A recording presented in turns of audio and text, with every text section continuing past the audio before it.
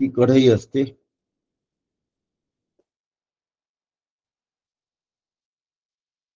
ह्याचाच आम्ही विचार करत आलो आहे.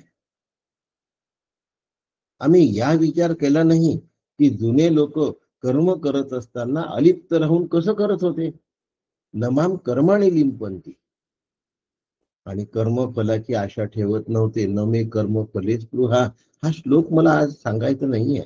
मला एवम ज्ञात्वा सांगायचं. की म्हणायचं माझ्या वडिलांशी बोलणं व्हायचं माझं नेहमी. कायम चर्चा असायची घरात. विचारांची आदान प्रदान. रागवले कधीच नाही. नागपंचमीला प्रत्येकाकडे काही नाही काही टिपिकल असतं. तसं माझ्याकडे पण टिपिकल होतं.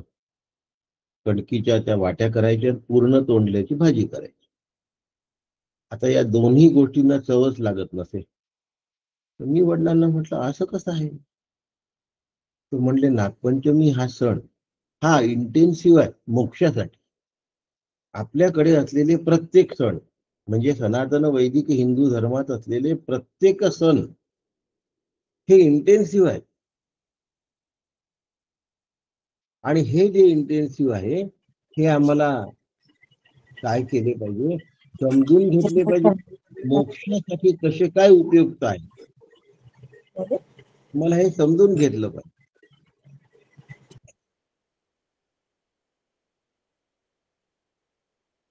असं जर आम्ही समजून घेतलं, तर आम्हाला कळेल. मग मी विचारलं, की इंटेन्सिव्ह काय आहे बा आपला? इंटेन्सिव्ह शब्द आहे बरं का. आम्हाला इन्सेंटिव्ह पाठ आहे, इंटेन्सिव्ह पाठ नाही. प्रदीर्घ मेहनतीनंतर केलेला असतो तो. सगळ्याकडे सगळ्या सणवाराच्या सगळ्या पद्धती या मोक्षासाठी आहेत, हे कधी विसरायचं. मग मी म्हटलं, याच्यात काय आहे बा तसं? तर मला नाना म्हणाले, की आपल्या जिभेचे चोचले आपण किती पुरवलेले आहेत, याची परीक्षा करण्याची ही संधी आहे. पूर्ण तोंडल्याची भाजी म्हणजे आदल्या दिवशी रात्री चिरून ठेवायचे नाही. पूर्ण म्हणजे पूर्णच.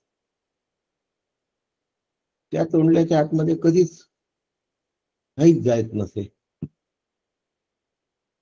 आणि कणकीचे गोळे करायचे, अशा वाट्या हाताने थापून, पोळपाट लाटण्यावर नाही. आणि त्या पाण्यात उकडायच्या. आता त्यालाही चव लागायची नाही आणि ह्यालाही चव लागायची नाही. आणि असा मग तो दिवस आपण आपल्या जिभेवर वर्षभरामध्ये किती ताबा मिळवला आहे. दुसरी गोष्ट, जेवत असताना मी चवीच्या भानात जेवतो की भगवंताच्या भानात जेवतो, या सगळ्या गोष्टी तपासण्याची व्यवस्था आहे हो नागपंचमी ही. आणि प्रत्येक सण आपल्याकडे पूर्वापार चालत असलेला प्रत्येक सण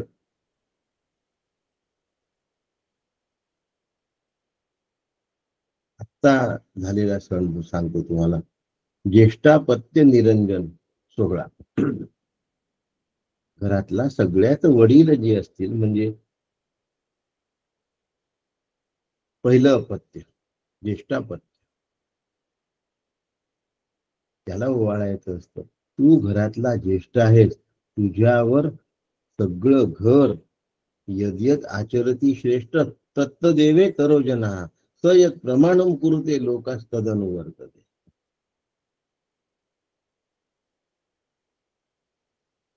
हा जणो येन गतस्थ पंथा. आपल्या घरातला तू श्रेष्ठ आहे, आपल्या घरातला तू वडील आहे. तुझ्यावर न्याय नीती धर्माने वागून पुढल्या पिढीला तशा पद्धतीने बारकावे शिकवले पाहिजे. नुसते स्थूल वागण्याच्या पद्धती शिकवायच्या नाहीये. ज्येष्ठापत्य निरंजन सोहळा आता झालं, त्याला आसनी म्हणतात, पण त्याचं शास्त्रीय नाव ज्येष्ठापत्य निरंजन सोहळा असं.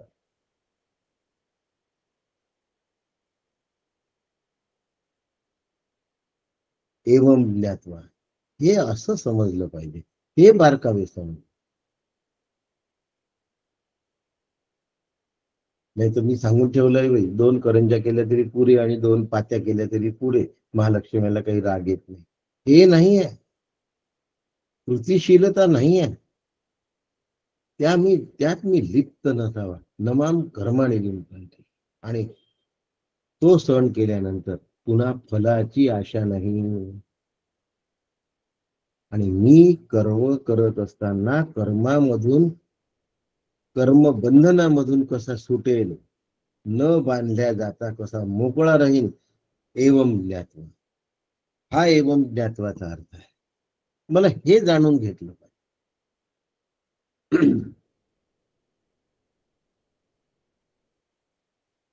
म्हणून पूर्वीचे लोक जसं कर्म करीत आले तसं कर्म तू करीत राहावं, म्हणजे चाकोरीबद्ध कर्म सांगितलेलं नाहीये. अलिप्तपणे केल्या गेलेलं कर्म कसं, आणि फलासक्ती विरहित, फलाशय विरहित कर्म, की जे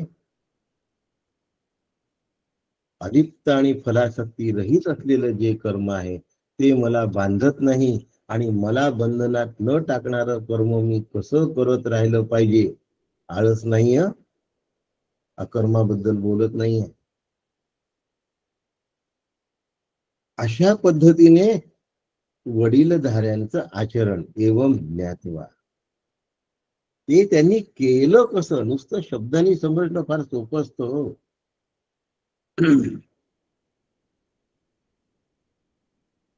नुसतं शब्दांनी समजणं अत्यंत सोपं आहे.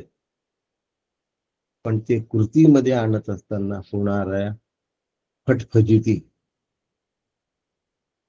त्यातून स्वतःचा बचाव कसा करायचा, हे वडीलधाऱ्या मंडळींकडनं शिकायचं असतं.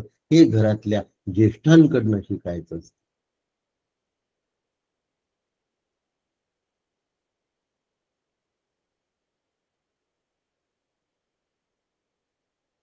भरपूर एकत्र कुटुंब असायचं पहिल्यांदा.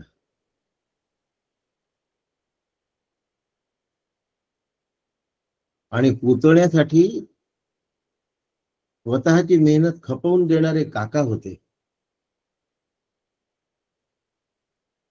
एक जण घरात कमजोर असेल तर दुसरा मजबूतीने त्याच्या पाठीशी उभं राहून त्याला वर आणत असे.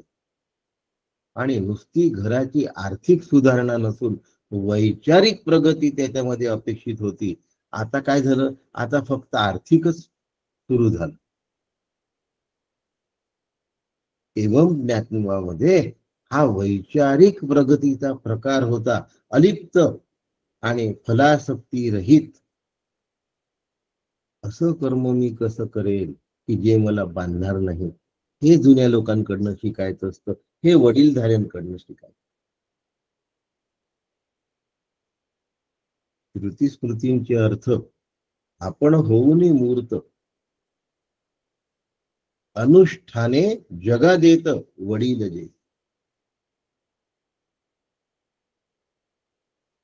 ही वडील मंडळींची जबाबदारी आहे. आणि एवम ज्ञात्वा कृतम कर्म, ही आपली जबाबदारी आहे, की घरातल्या ज्येष्ठांचे कृतीतले बारकावे शोधून काढ.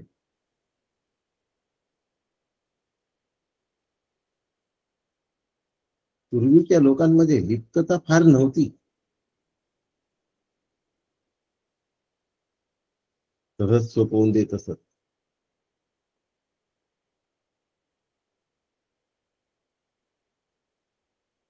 कर्माचरणापेक्षा कर्माच्या मागे अलिप्ततेचं जे कर्तृत्व आहे, अलिप्ततेचं कर्तृत्व, फलासक्ती राहित्याचं कर्तृत्व, कर्मबंधनातून स्वतःला मोकळं ठेवण्याचं कर्तृत्व, हे शिकण्यासाठी वडीलधारी मंडळी असतात.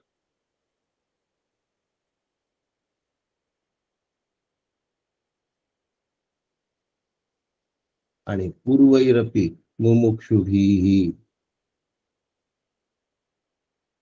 ते जे पूर्वज आहेत ते मुमुक्षु, त्यांच्यातली मोक्षाची ओढ. नुसतं सणवाराला नावं ठेवलं म्हणजे आपण फार पुरोगामी विचाराचे झालो असं समजलं जातं.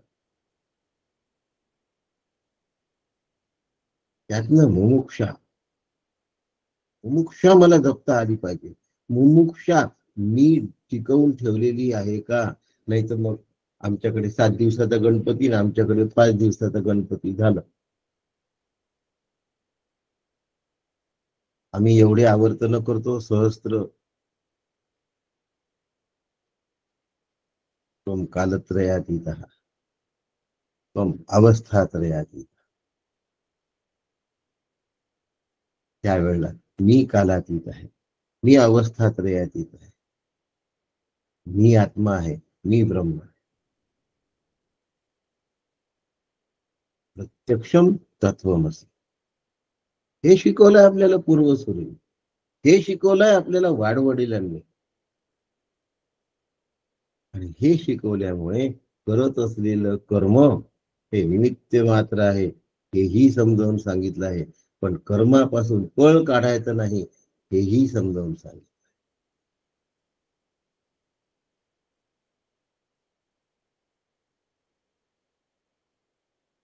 नाही कच्चित क्षणमपि जात होती सत्य कर्म. क्षणभर सुद्धा कर्मापासून माणूस दूर राहू शकत नाही. म्हणून कर्म करत असताना घरातली कटकट जर मला ती वाटत असेल, माझं कर्म करणं, मला कर्म समजलं नाही. मी कृती करतो आहे, मी कर्म नाही करत.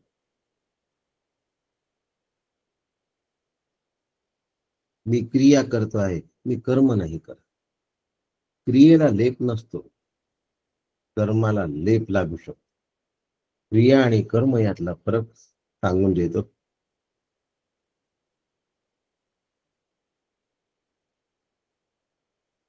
तहान लागणी म्हणून पाणी पिणं ही क्रिया झाली.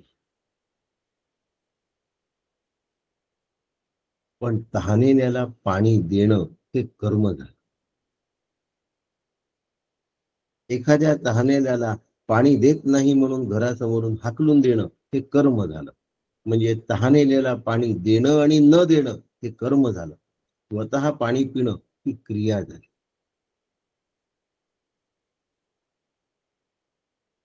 क्रिया ही कृतिशील असते म्हणून त्याला क्रिया असं म्हणतात.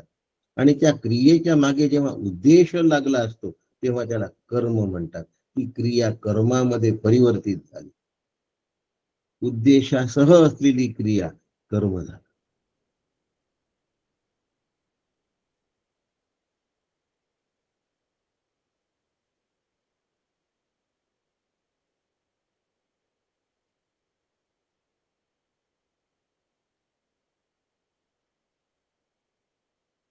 हेतू पुरस्सर केलेल्या क्रियेला कर्म म्हणतात.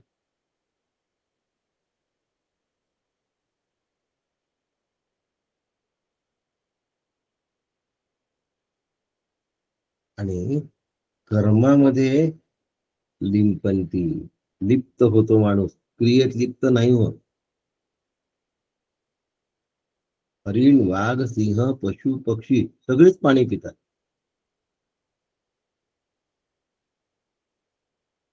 त्यांना भोगयोनी का म्हटलं आहे? कारण गुहेतून बाहेर निघाल्यानंतर आज हरणाची शिकार करायची की अन्य दुसऱ्या प्राण्याची शिकार करायची असं ठरवून नाही जात ते. त्यांचं मेनू कार्ड नसतं. भूक लागल्यानंतर बाहेर पडायचं आणि मग जे समोर दिसेल ते सावज पकडायचं आणि पोट भरायचं. म्हणून पोट भरणं ही त्यांची क्रिया होती. त्यांनी जर सावज निवडून त्याची शिकार केली असती मग ते कर्म झालं.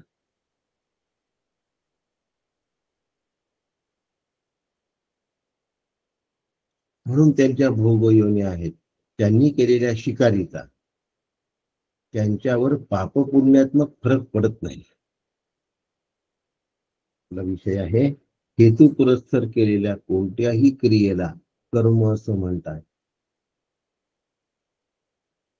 अहेतुक केलेल्या हालचालीला क्रिया असं. एवम ज्ञात्वा जाणून घेतलं पाहिजे. कर्म म्हणजे काय हे आम्ही जाणून घेतलं आहे. अकर्म म्हणजे काय हेही आम्हाला जाणून घेतलं पाहिजे.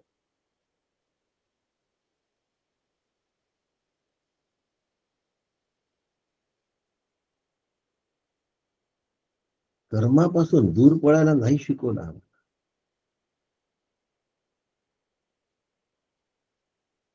कर्म करत असताना अलिप्तपणे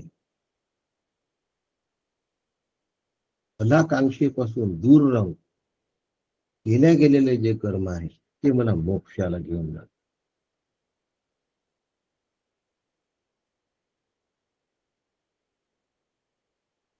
वर्गा पुण्यात्मकी पापे, जे पुण्यरूप कर्म करतात त्यालाही पापच म्हटलंय बरं का. पुण्यात्मकी पापे, जे पुण्यरूप कर्म करतात ते स्वर्गाला जातात. पाप का बरं म्हटलं? स्वर्गाचा भोग संपला की पुन्हा मृत्यू लोकांवर भोगायला यावं लागतं, म्हणून त्याला पुण्यात्मक पाप म्हटलं. स्वर्गा पुण्यात्मके पापे, पापात्मके पापे नरका जाईल. मग माते जेणे पाविजे ते शुद्ध पुण्य. नमम कर्माने लिंपत, नम कर्मे फलच इति माम ज्योती जाना.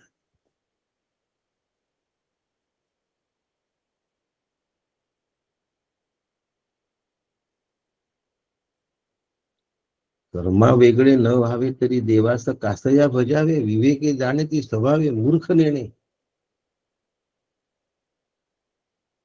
हो, कर्म करत राहणं हा सनातन वैदिक धर्माचा पिंड नाही. कर्म करत असताना कर्मापासून सुटलं पाहिजे, मोकळं झालं, बाजूला झालं पाहिजे.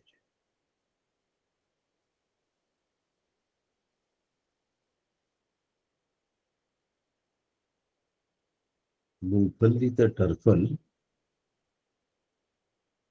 संपूर्ण वेळ त्या दाण्याला जपून ठेवतं स्वतःच्या कवचामध्ये. हे परिपक्व झालं की ते टर्फल फोडून फेकल्या जातं, दाणा ठेवल्या जातो. टर्फल माझी बेकिंमत झाली असं नाही समजत, त्याचं कर्तव्य पूर्ण झालं आणि स्वतः निवृत्त होतो टर्फल.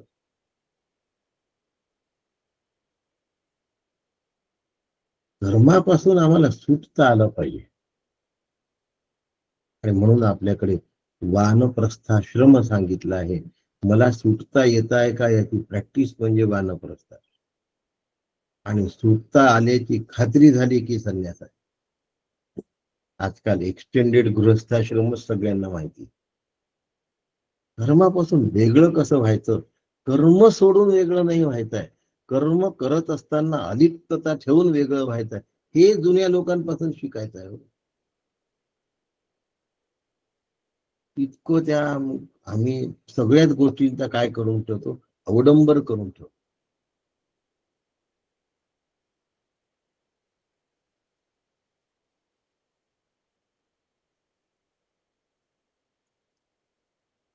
मुद्दा मांडतो फक्त एक,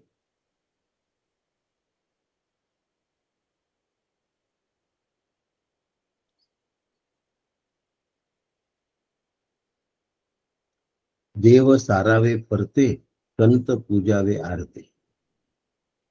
जर पूजा सुरू असेल आणि सत्पुरुष आले असतील तर देवांना बाजूला ठेवा, पूजा करणं बाजूला ठेवा, आधी संतांचं.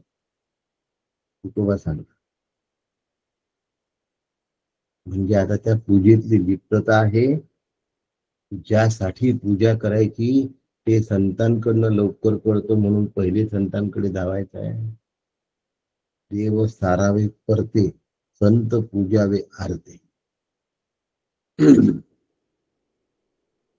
आणि पूजा तरी कशाला करायची आहे? देव पहाया गेलो, देवाची होऊन ठेल. पूजाच करत नाही राहायची शेवटपर्यंत.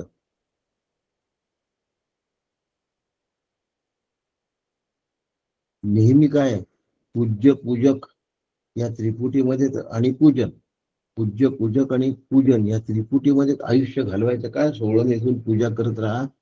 नाही. ते पूजकत्व एक दिवस मी झालो पाहिजे, ते तत्व मी झालो. देवची होऊन ठेलो.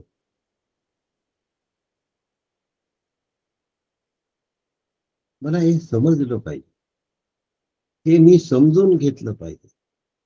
हे जेव्हा मला समजताना समजून घेतल्यावर हा माझ्या पूर्व पुण्याचा भाग असतो.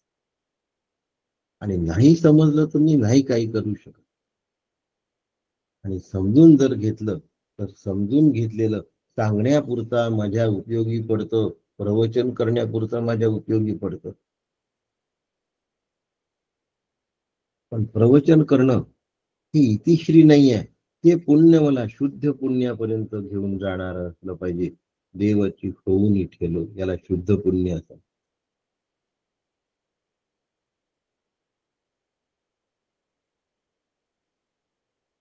कारण मला एक वेळ पुण्याचीही गरज नाही आणि पापाचीही गरज नाही.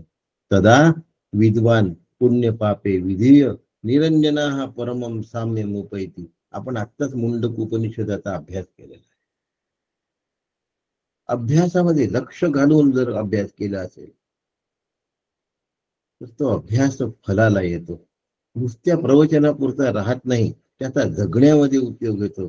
आणि जगत असताना देवाची होऊनी ठेलो एक दिवस मी तोच होऊन जातो. मांडुक्योपनिषदातल्या 5 मंत्रात चतुष्पादापर्यंतचा एक नवीन चार्ट काल सौ रश्मी आणि श्री पंकज देशपांडे यांनी केलाय. सगळ्या ग्रुपवर मी पाठवलाय. परवाला डॉक्टर सौ वसुधाताई देव अकोला यांनी एक सुंदर चार्ट केला. तोही सगळीकडे पाठवलाय. तसा सौ रश्मी आणि पंकज देशपांडे यांनी केलेला चार्ट पण सगळीकडे पाठवल्या गेलेला. सगळ्या ग्रुप्सवर आहे. आपापल्या ग्रुपवर बघा.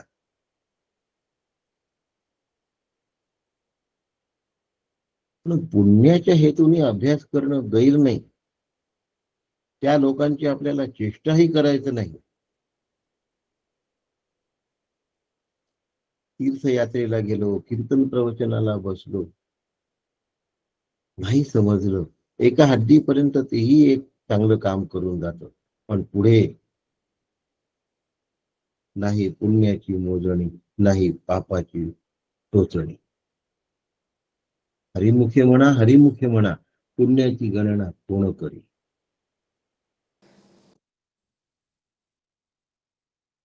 ते मी शिकून घेतलं पाहिजे. आणि याला म्हणतात नवाम कर्माने विंपंती नमे कर्म फलेश्वर. किती माम योगी जाणार. या पद्धतीने मला जाणून घेतलं पाहिजे. हो, देवाची पूजा करायची म्हणजे का करायची.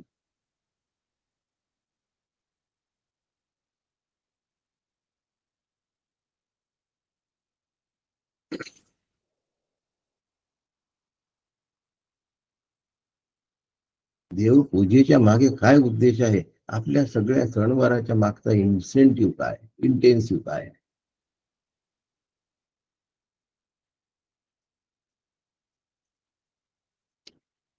किम कर्म किम कर्मेती कवयोप्यत्र मोहिता तत्ते कर्म प्रवक्ष्यामि यज्ञात्वा मोक्षस्य अशुभात. हे जाणून घ्यायचं मोक्षासाठी. यज्ञात्वा मोक्षस्य अशुभात. हे जाणून अशुभ अशा संसारापासून तू मुक्त होतील. संसाराला अशुभ म्हटलंय.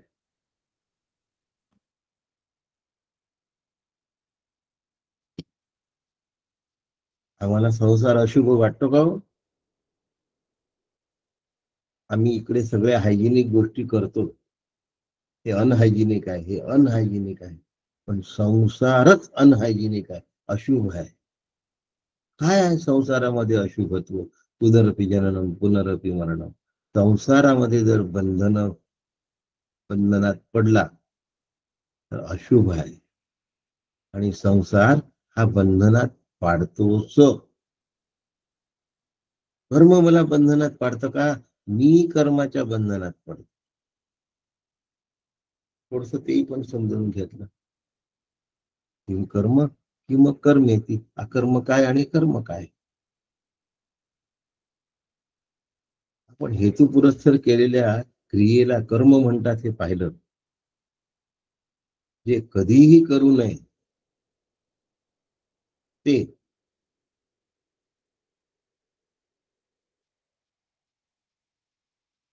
जे कधीही करू नये ते, आणि जे करायला पाहिजे तेच कधी न करणे, याला अकर्म असं म्हणतात.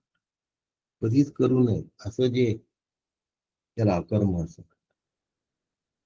आणि जे करायला पाहिजे पण मी करत नाही ते अकर्मच झालं. पण अकर्माबद्दल अनेक मतांतर आहे, हे कधी विसरू नका. किम कर्म किम कर्मेती कवयोप्यत्र मोहिताः. अनेक मतमतांतर आहेत याबद्दल. आणि मतमतांतराच्या भानगडीत पडू नका. निषिद्ध कर्म करायचं नाही आणि कर्माचा त्यागही करायचा नाही. अकर्माशी माझा संबंध येता उपयोगाचा नाही. विकर्म शब्दाचा अर्थ विपरीत कर्म असा होतो, विशेष कर्म असा सुद्धा होतो. पण ह्यातून मी नैष्कर्म्य सिद्धीला गेलो पाहिजे, हा उद्देश मला कधी विसरता कामा नये. हा उद्देश मला कधीच विसरता कामा नये की मी नैष्कर्म्य सिद्धीला गेलो पाहिजे.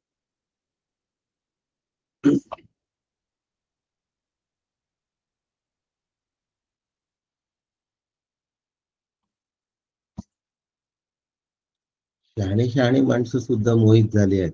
मग नैष्कर्म्य सिद्धीला मला गेलं पाहिजे, मग मी कसं कर्म करायला पाहिजे?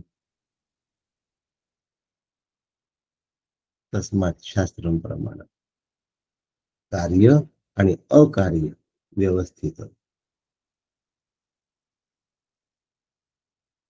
यातवा शास्त्र विधान. म्हणून शास्त्र समजायचं. समजलेलं शास्त्र जे जगतात त्यांना घरातले काय म्हणतात? वडील मंडळी. वडील मंडळी हे शास्त्र जगत असतात. शास्त्र हे त्यांच्या जीवनाचा अविभाज्य अंग झाला.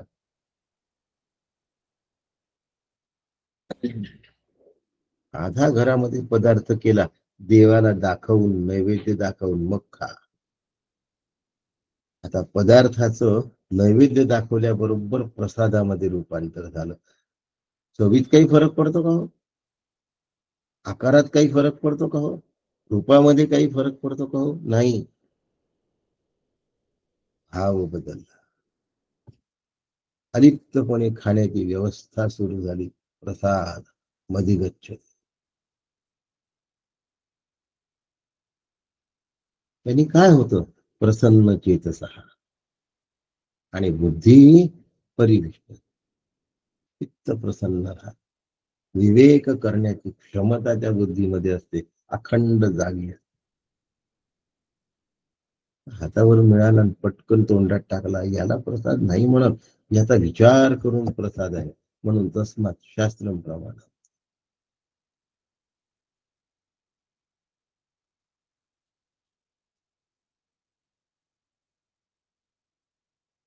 पुन्हा पुन्हा जन्माला येणं आणि पुन्हा पुन्हा मरणं याच्यासारखं अशुभ गोष्ट कोणतीच नाही.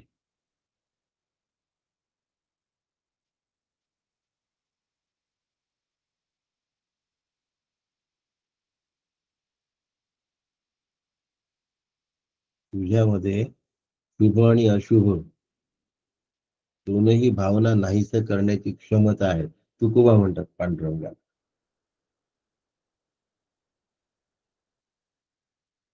घटना ही फक्त घटना असते, ती शुभही नसते आणि अशुभही नसते. आम्ही त्याला शुभ किंवा अशुभ करून देतो.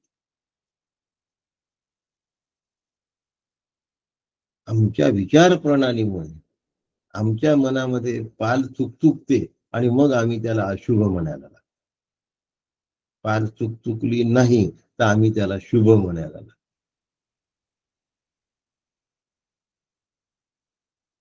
म्हणून अशुभ आणि शुभ हे विचारातून झरझर झरझर पाझरलेल्या गोष्टी आहेत.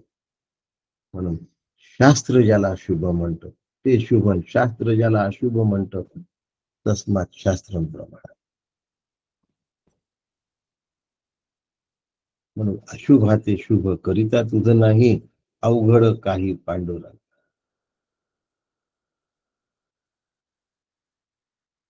शुभाचे शुभ करिता तुझं काही, अवघड नाही पांडुरंग. हे सगळं जाणून घेण्याची कर्तबगारी मला करायची आहे, ह्या जन्मात करायची आहे, इथेच करायची आहे आणि जुन्या लोकांपासून शिकायचं आहे. म्हणून माता विदेह राजा जनक राजा आहे,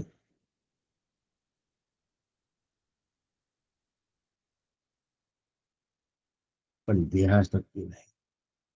देह भानावर नाही असा अर्थ नाही बरं का, देहाशक्ती नाही. भरपूर ऐश्वर आहे.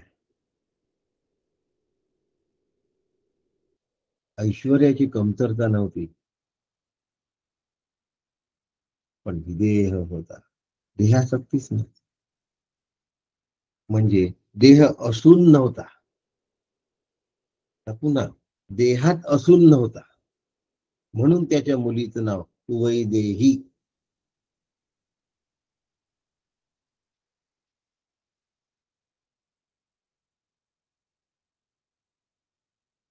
म्हणून जनकाच्या मुलीचं नाव वैदेही. काय हो, एवम ज्ञात्वा, याला एवम ज्ञात्वा असं. आम्ही कधी जुन्या लोकांपासून काही शिकण्याचा प्रयत्नच केला नाही, बारकावे टिपण्याचा प्रयत्न नाही. टीप कागदासारखे ते थोडी सांगत असतात हा बारकावा आहे तो बारकावा आहे. त्यांच्या जगण्यातले बारकावे आम्हाला टिपता आले पाहिजे. नाही तर मग रुटीन करून टाकलं टिक. गंध परेड, पुष्प परेड, अभिषेक, स्नान परेड झालं आमचं. पूजा आटोपली, उरकली, लवकर केली.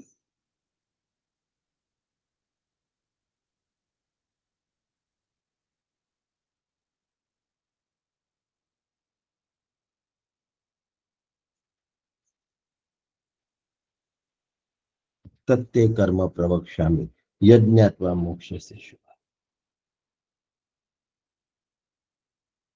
कर्म हे कधीच बंधनकारक नाही, नैष्कर्मी सिद्धीपर्यंत घेऊन जातं. कर्मामध्ये आसक्त किंवा बद्ध न होता राहता येत. आचार्य म्हणतात पद्म पत्र विमांभसा. कर्मामध्ये राहूने कर्मापासून अलिप्त राहता येतं कमलपत्राप्रमाणे. कर्माचा त्यागही करायचा नाहीये, कर्माचा संन्यासही घ्यायचा नाहीये. कर्म करत असताना कर्मापासून म्हणजे कर्मासक्तीपासून अलिप्त राहायचं. त्याला म्हणतात कर्तृत्व भोक्तृत्व अभावात. सगळं असतं हो, तर आम्ही पाहतच नाही. ईश्वरार्पितम निश्चया कृतम चित्त शोधकम मुक्ती साधकम. रमण महर्षी.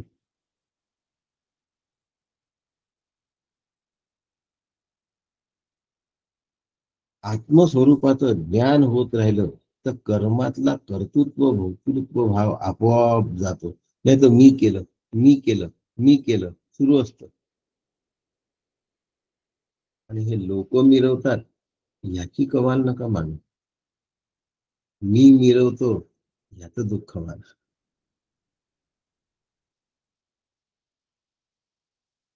मी प्रॅक्टिस सोडली आणि लोक म्हणायला लागले की असा आम्हाला माणूस पाहायला मिळाला नाही. लिप्तता आहे. कोण काय म्हणतो याच्यावर माझं मोठेपण सिद्ध होत नाही. मी अलिप्त आहे का याच्यावर माझं मोठेपण सिद्ध. कर्म हे मोक्षाचं सहाय्यकारी साधन आहे. म्हणून कर्माचा त्याग आणि कर्माचा संन्यास घेऊ नकोस. निष्काम कर्म कर. याला अनुष्ठान असं म्हणतात. पहिले तर कर्म चित्त शुद्धी करतं. त्यानंतर तेच कर्म उपासनेच्या माध्यमातून, उपासना हा कर्म आहे, चित्ताची शांती करतं.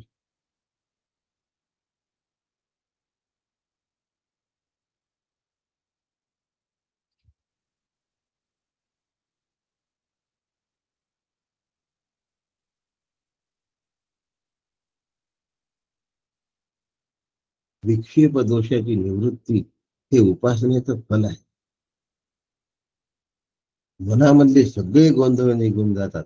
आम्ही जपाला बसलो की आमच्या मनात हल्लकल्लोळ सुरू होतात. उपासनेची न्यूनता आहे, कमतरता आहे. उपासना केलेली नाही आहे बरोबर. मन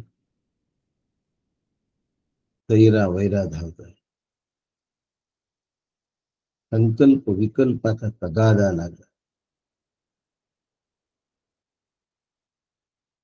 स्वार्थ प्रेरित जे कर्म असतं, हे कर्म मला बंधनात टाकल्याशिवाय सोडत.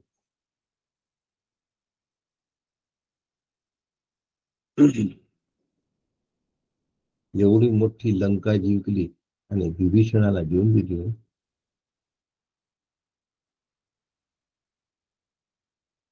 वालीचा वध केला, राज्य सुग्रीवाला देऊन दिलं.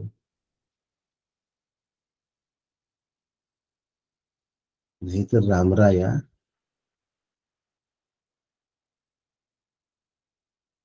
अयोध्येचे राजे राहिले असते, किष्किंधेचे राजे राहिले असते आणि लंकेचेही राजे राहिले. त्याचा त्यांनी त्याग केला म्हणून ते महाराजे आहेत.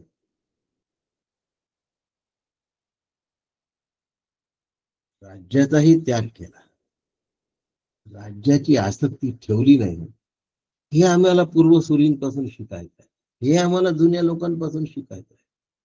हे आम्हाला आमच्या इतिहासापासून शिकायचं आहे. नमाम कर्माने लिंपंती नमे कर्म फले स्पृहा. कर्म फलाची स्पृहा नको, कर्मासक्ती. पण आम्ही काय, नुसतं पठण केलं की आमचं काम झालं, प्रवचन केलं की आमचं काम झालं, नोट्स काढून ठेवले की आमचं काम झालं. पण मी तसं जगलो का? नसेल जगले तर उत्कर्ष होत नाही, अपकर्ष होतो, अधोगती होते. म्हणून पूर्वही पूर्वतरम कृतम.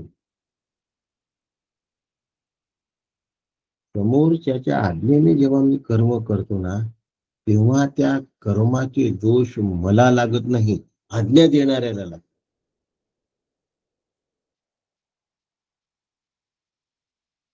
आम्हाला आतंक्याचे आतंकवाद्यांचे ठिकाणे उडवायला सांगितले. एक रॉकेट लाहोरवरून टाकता आलं असतं, एक बॅलिस्टिक मिसाईल लाहोरवरून फेकता आलं असतं, रावळपिंडीला टाकता आलं असतं.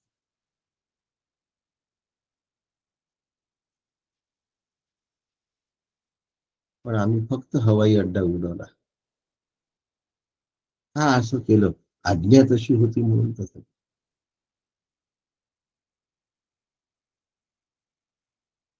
आज्ञेमध्ये राहून जेव्हा काम केलं जातं, तो जो आज्ञाधारक आहे तो श्रेष्ठ असतो, लक्षात ठेवा. तो लिप्त होत नाही. पण आम्हाला दुसऱ्याच्या आज्ञेत राहून काम करायला कमीपणा वाटतो, हे दुर्दैव आहे. म्हणून पूर्वही पूर्वतरम कृतम. शेषे करून सांगण्याची आवश्यकता आहे आज. आजची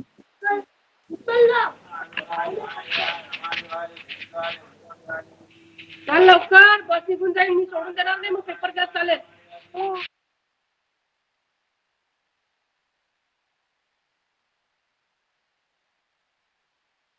आम्ही ऐकण्याची उत्सुकच नाही. मनःपूतम समाज आहे.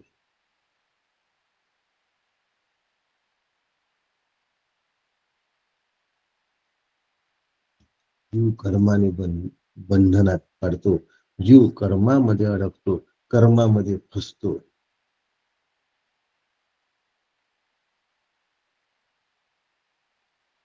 पण जो खरा विद्वान असतो तो अभोक्ता राहतो. तो कर्मामध्ये अडकत नाही, कर्मामध्ये फसत नाही.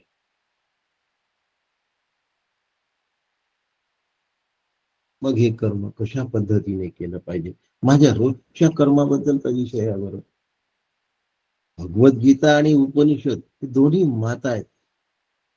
आणि ह्या दोन नाही आहेत, हे एकच आहे. श्रुती माता, गीता माता, सर्वोपनिषदो गावो, दोग्धा गोपाल नंदना. उपनिषद रूपी गायींचं दूध आहे.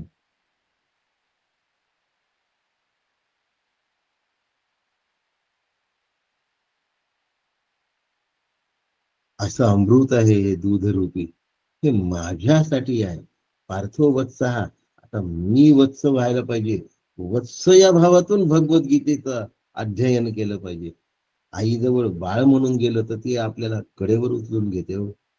आपल्या पायाला माती सुद्धा लागू देत नाही आणि श्रमही होऊ देत नाही. पण तुम्ही जेवढं लहान बाळ व्हाल, तेवढे जेवढे विनम्र व्हाल, तेवढा त्रास कमी आहे. जेवढी शरणागती जास्त, तेवढे उद्धाराची व्यवस्था लवकर.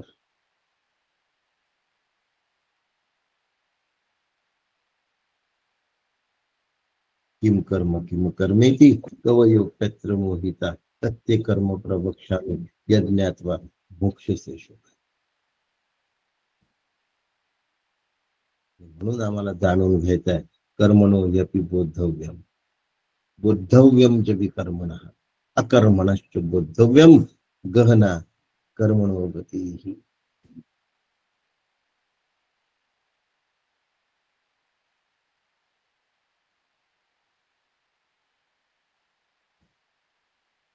हा श्लोक पुढल्या गुरुवारी घेता येईल. सगळ्यांनी रामकृष्ण हरी झाल्यानंतर स्वतःहून समूहातून बाहेर व्हावं, म्हणजे इतरांशी थोडा संपर्क साधायला संधी मिळते. आपलं रामकृष्ण हरी झालं की तसंच चालू ठेवून जाऊ नका.